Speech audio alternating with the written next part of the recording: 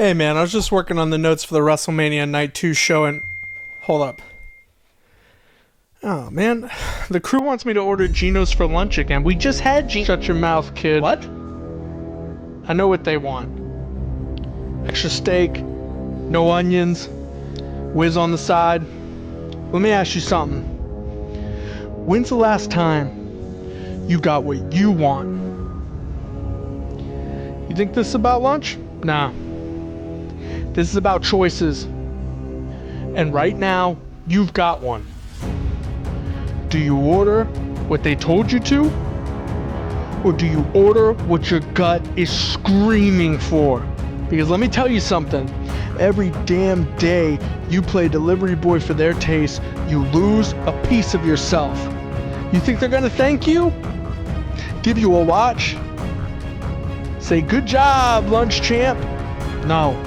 They'll chew, they'll grunt, and then they'll forget your name by dinner. Me? I'm not like them. I know what I want.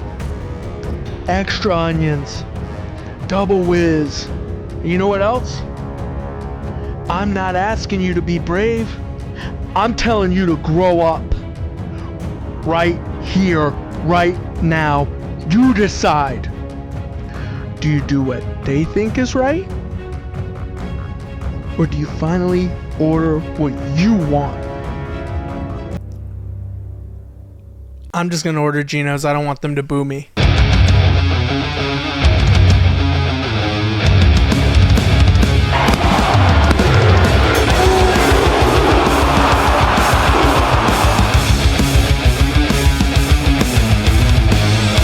Welcome to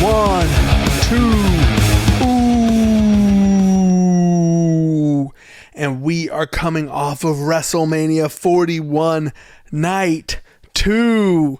Gotta say, Night 2, in my opinion, better than Night 1. Really enjoyed a lot of the matches on this card and thought the crowd was so much better tonight than on the previous night. So let's jump into these matches. John Cena versus Cody Rhodes. Before we get into it, congratulations to John Cena on winning his 17th World Championship. So exciting. Awesome moment in history. Well deserved. Carried this company for so long. Definitely deserves to win his 17th title. And I'm excited to say that we got to see it here at WrestleMania 41. Very cool. Unfortunately, I was not a fan of this match. I thought it started really well. I liked John coming out with just no real theatrics in the intro, straight to the ring, very to the point. It kept that storyline going of it's not for you. This is all about me. I'm done catering to the fans. There was nothing crazy here. It's the same intro you've seen John do over and over again these past couple weeks. Cody comes out, it's full theatrics, and it was really cool. I liked the introduction to it. And I'll say the start of this match I thought was really enjoyable too. I liked the psychology. I liked John Cena kind of playing this, like grabbing the ropes and getting out of the ring and just saying, no, I'm not doing this, and taking it back. I thought that was all pretty funny. And I liked the story it was telling. And it was such a different version of John Cena that we haven't really seen. Then the match just kind of continued and it seemed to kind of drag on, to be honest with you. Like, appreciate what they were trying to do. I thought there were some big moments, like when he hit the AA and he hit the super AA. It continued to escalate, but it never felt, none of those moments felt super big where I thought, oh my God, this match is about to end. Wasn't going to. Then there was a point too where he even locks Cody in the STFU, and I thought this was terrible. Like, it didn't look good. The hold isn't tight. Like, it just looked really bad. Like, John Cena's arms aren't even strained or anything. It just kind of looked just weak overall. So I wasn't a big fan of any of that. I didn't think it went well. And then as we started to get to a point where we knew something had to happen, they do the ref bump, which I figured was going to happen at some point in this match. I was like, there's got to be like a ref bump, and then The Rock will come out or something. And instead, the music hits, and it's Travis Scott. I have no issue with mega celebrities being involved in wrestling. I think that's a positive. I don't think they should be involved in stories of this significance. He came out and it was the longest walk to the ring I've ever seen. And I'm just thinking, man, is this referee going to have to pretend to be down the entire time? This is crazy. But my issue is Travis Scott poses a total of 0 threat to Cody. There's no physical threat. There's really nothing for Cody to be concerned about with Travis Scott coming to the ring. Except for that he can interrupt, mess with the referee, and get John Cena disqualified if he'd like to. It just, to me, it's not a big enough threat. There needed to be something else here, and there just wasn't. And he comes down, and I like that he broke up the Cody almost winning, and he pulls the ref out. Like, okay, I got it. That was your spot. It just didn't even make sense because he pulls the referee out, and the referee just stays down as if he's been, like, knocked out. Then Cody calls him out and says, hey, get in here, I owe you one. Which is true. He owed Travis Scott a receipt from the shot that he took at Elimination Chamber. And he gets in there and he hits him with a crossroads. It's fine. It's fun. But I just felt like this was too big of a moment to not have The Rock or even anybody else. Like, it would have been nice if maybe there was some other little swerve here that kind of pushed to Cody. I understand wanting to have the celebrities in it. I just don't want to involve them in spots this big. This is too important. There's too much here. And I thought it took away from the moment. It was one of those things where, like, when he first came out, I thought, okay, any moment now, this music will stop and you'll hear the, if you smell. Never happened. I think that took away so much from this. You needed something bigger and we didn't get it.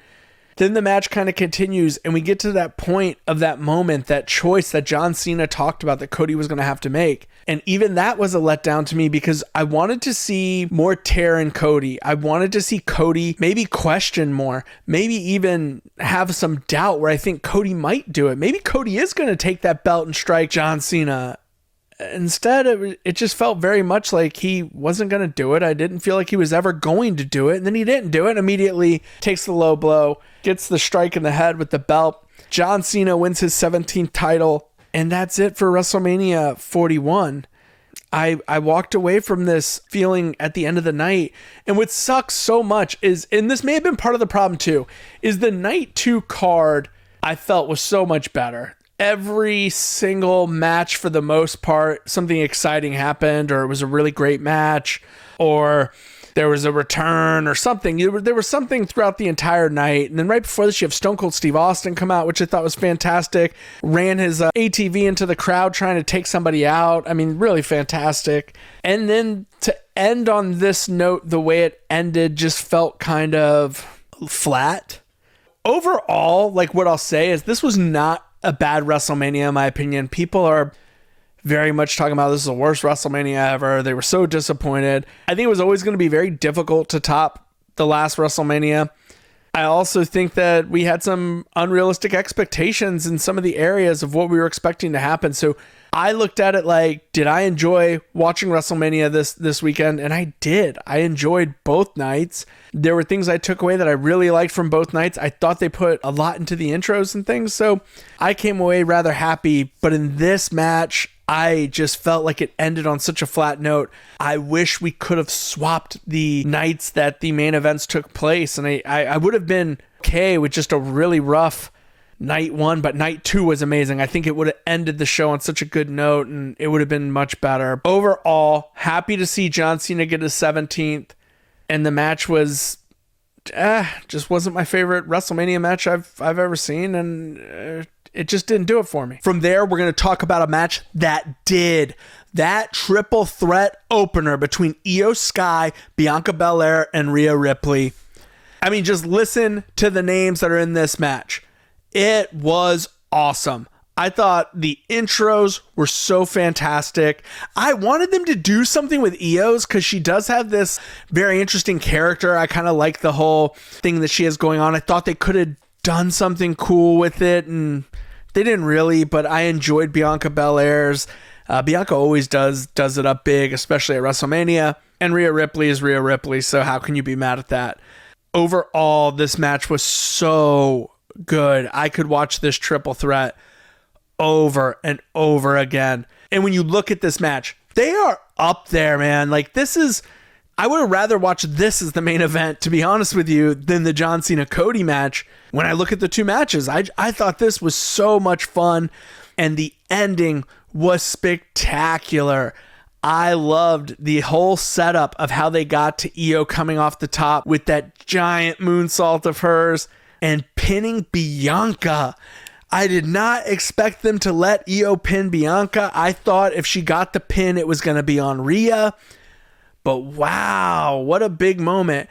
And what I appreciated the most of this match is at the very end when you're watching Iyo Sky in that ring. I thought that was real emotion. I mean, I think the moment meant so much to her, not just retaining and winning at Mania, but beating Bianca, beating Rhea, and beating them in a clean fashion, really establishing herself as, if not the best, one of the best women in this company. And it just shows how much trust the WWE has in her. And it really felt like they were saying, no, Iyo, you're a superstar. You're great. You've done a lot for us. Here you go. This is your moment. And I'm excited for what's next for Iyo Sky. This by far on night 2 is my favorite match of the night. And it was the opener. And I just thought it was so good. I really enjoyed watching Iyo Sky win. Next, we move to my second favorite match of the night. My boy, Dirty Dom, winning the IC title exactly as we predicted. You knew he was going to have to get the pin on Finn Balor, and he did it. This match from start to finish was so good. The intros were great. I really, really, really enjoyed Braun Breaker's energy in this match. He just comes out and he's just dominant right from the get-go. Braun Breaker is on this different level. I like that they kept re-showing his spears too, like that. I love seeing a good Braun Breaker spear. Definitely one of the best spears in all of wrestling. And the fact that later in the match you get that moment with Carlito, and you know Carlito's going to get annihilated again. You just know it. There's no way around it. I don't even know why Carlito came out. Braun from table to table, spearing him straight through the table. This was fantastic. And I especially like that moment. It was closer to the end, but not all the way at the end, where Dom turns on Finn Balor, is going to go hit him with the 619, and Finn catches him. And you see Dom like, no, it's not what you think. It's not what you think. And Finn just starts stomping him through the floor. This was so good. This match told the stories it needed to tell. Penta's a beast. Braun Breaker's on a different level. And then more importantly, it added fire to this Judgment Day that desperately needs something. This is gonna be a great story between Dom and Finn. I think Finn comes back. Finn plays it off like, no, it's fine, Dom, you got the win. Even though I was about to win by pinning Braun Breaker, but no, Dom, you got the win. I think he'll play it off a little bit, but there's definitely gonna be something here. And I won't be shocked if we're looking at Finn Balor versus Dominik Mysterio heading into Backlash. I also think this match could come later in the year if they really want to play that story a bit. But what an ending. Braun Breaker annihilates Penta. You feel like the end is coming.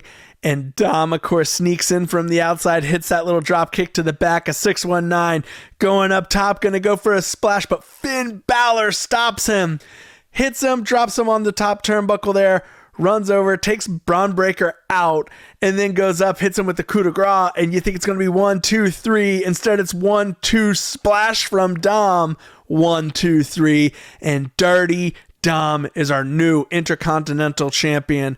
And most impressive piece of this all, already the greatest IC champion we've ever had in the company, according to Dom. He talked about all that he's had to overcome to be the champion. A deadbeat dad, living in the shadow of both the Mysterio and Guerrero family name. It was really funny watching Dom interview afterwards. This match was so much fun, and it ended exactly the way it needed to, because you now come out with the Judgment Day story that everyone's very invested in. I definitely want to see this continue now. You have this other story with Braun where he looked so good in this match. I think it's time for him to take on some bigger feuds and move off the IC title. I don't want to see a rematch. Move off of it. Let the IC title cook with the Judgment Day and that storyline right now. Let Braun start moving up this card. Let him start feuding. He is definitely somebody who could elevate the WWE. He's so much fun to watch, and he's such a freak. I love it. So overall, one of my favorite matches of the night. It definitely delivered. There was so much mystery around who Lyra's mystery partner was going to be. This tag team match had people just stumped. I heard every name. Yeah, I'm messing around. Becky Lynch returned. The man is back. Not mad about it at all. Thought Becky looked great in this match. When she came out, the crowd popped for her. It was very exciting to see the two of them together. But match wasn't bad. Match was good. I want to be clear on that. I'm not happy with the outcome. I think this was a mistake. And I never thought Becky was going to lose. Don't get me wrong. No chance that Becky's returning and losing. Got it. Totally understand that. Let's not do this match. Have someone else be Lyra's partner. Find a different way for Becky to return. There could have been a number of different ways this could have been done. But I'm disappointed they took the tag titles off of Liv and Raquel. I thought they were going to be fun champions, and I really thought they were going to have a longer run with these belts. I'm not excited to see Lyra with 2 belts. I am not a person who enjoys the multi-champ angle. We've already struggled to get stories going with the Women's Intercontinental Championship, and now you add another belt on to Lyra that she's going to be defending and working with Becky. I wish that there was a plan of some sort here to maybe... I'm hoping that Lyra honestly loses the Intercontinental Championship or they lose these tag titles very quickly. I want them to work on building up the Intercontinental title, and I want them to work on getting these women's tag belts really cooking and going. I think there's so many women. When you look at the roster within NXT, you look at the roster for both SmackDown and Raw, you have amazing women's talent that need things to do and need stories and need things to chase. Use these belts, start creating these stories. There's so much we could be doing here, and it just feels like we're getting away from that. But the match overall was really good. It was what I expected it to be. I thought Liv looked great. I thought everyone looked really good in the match. Lyra's a beast. So happy the crowd is finally doing the woo. It's been a long time coming. I wasn't sure if that was ever going to happen, and to hear the crowd hitting the woos and stuff. Lyra's building up a following. I think she's going to be really great long term. I just wish they would have worked this out differently so that Liv and Raquel could keep the belts. Even if it was like a DQ finish, I would have been okay with that. I'm not amped about the tag titles switching hands here. I think that was a mistake, but let Papa H cook, as we always say. So I'll sit back and let Papa H cook. But super great to see Becky Lynch back in this division, which is very exciting. All right, let's jump into our next match. It's AJ Styles versus Logan Paul. I don't care what people think about Logan Paul.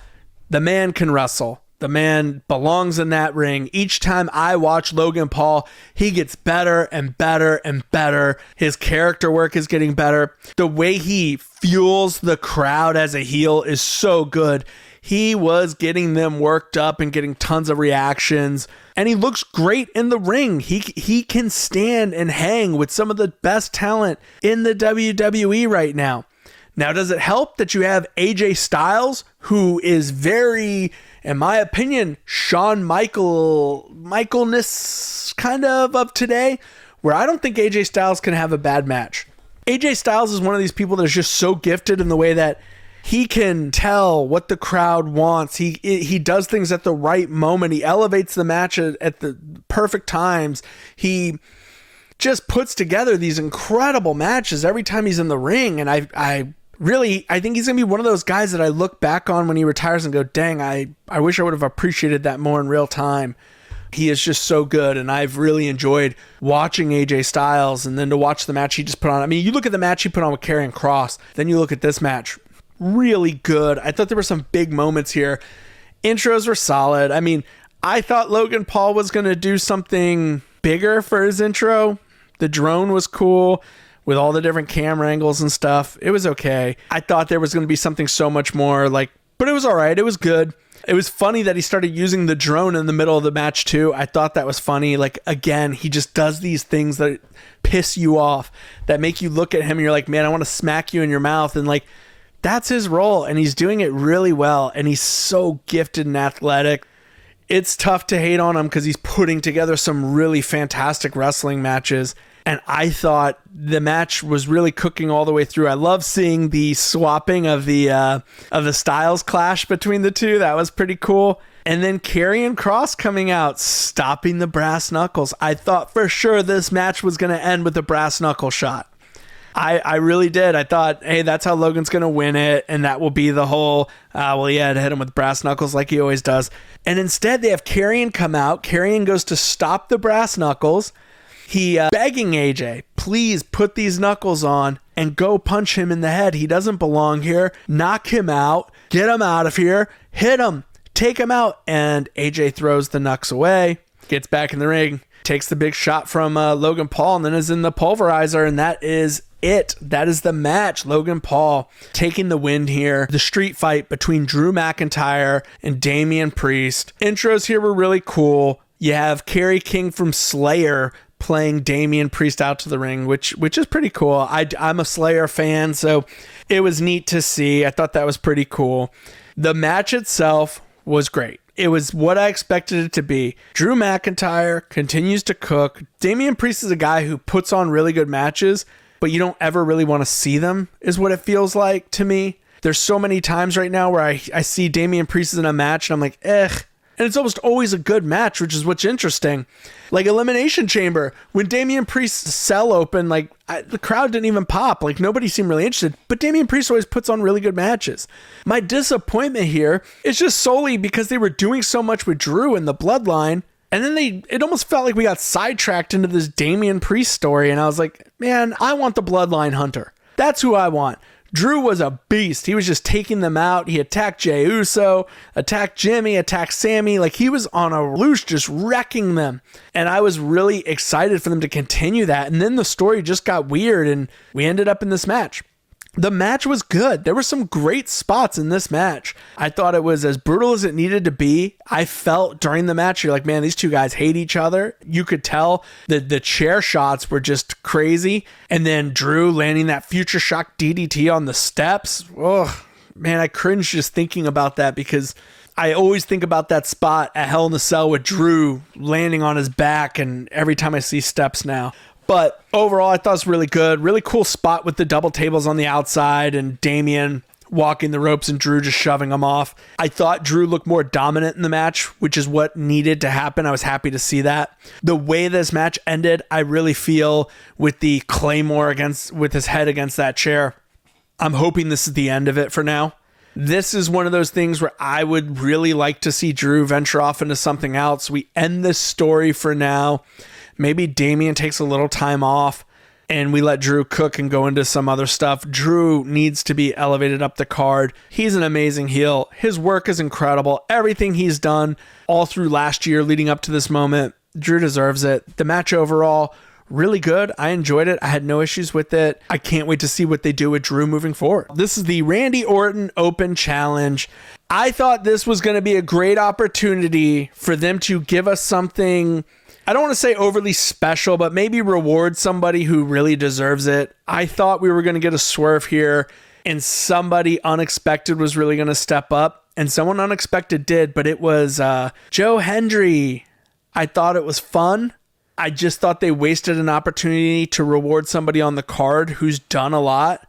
I thought for sure we were going to get swerved, and I did think it would be Aldis for the longest time. I thought Aldis was going to come out and they were kind of hinting at that, so I thought maybe that would happen. But then I sat back and really thought about it probably like the day of the event, and I thought, what a great opportunity to reward a Carmelo Hayes or even a Braun Strowman or even a Andrade. Let them come out and challenge Randy. I would have been okay with that. I would have, even though there's no story there, and I understand it would have been very difficult to tell us like any angle for why this is happening. You could have literally just leaned on the point that, hey, it's WrestleMania and I want on the card. Even Jimmy Uso, because Jimmy Uso leading up to this was talking about, I need a match for Mania. I want a match for Mania. Yeah, I got it. He took the beating from Gunther, but he also came out during night one to celebrate with Jay. So it wouldn't have been a shock if it was Jimmy Uso who came out because he really wanted a match, and here we go. Joe Hendry came out. That's fun. The crowd was pumped. It was a shock. So I do like that aspect of it. Randy just ends up RKOing him a bunch of times, and the match is over. So super happy Randy's 20th WrestleMania was able to happen. Really happy for him. That's unbelievable. Randy Orton is a legend. He will always be one of my favorites. But this moment for me even though it was fun, I thought it was a missed opportunity to reward somebody on the roster who's just been a soldier for you. Overall, night 2, I thought was significantly better than night 1. WrestleMania for me, was it the best WrestleMania I've ever seen? No. Did it underdeliver comparative to last year? Yeah, but I think last year was always going to be very difficult to top. Cody finishing his story was huge, and the way that WrestleMania came together was just unbelievable. I always thought that's going to be very daunting to beat that one. I don't know what they're going to do. The only match I could think of that would top it would be something like The Rock versus Roman Reigns. We didn't get that. I thought there were some big moments on this weekend, and I look at it in its own little bubble. It was an enjoyable card. I thought both nights there were things I liked, there were things I didn't like, but it entertained me the whole time. So I'm going to go ahead and give this WrestleMania, for me, it was an overall win just because I enjoyed the weekend. Is it a WrestleMania that I'm going to go out of my way to watch again or to watch over and over and over again like some of the other WrestleManias? No, it's not. But there's some matches on here that I will remember for a long time, like the Iyo Sky triple threat match. I really enjoyed the night 1 main event. I thought that was done really well, and I love that match, so I'll watch that one as well. If you like what you're hearing, like, comment, and subscribe. I'm doing everything I can to get my subscribes up. We are working right now on our path to reaching that 1,000 subscribers. I appreciate every subscription I get, and I hope that every time I release a video that I'm earning your subscription and I'm earning more subscriptions. Please interact with me in the comments. I'm always willing to go back and forth down there. But until next time, this is your boy 8-Bit Mike, and this is 1, 2, ooh.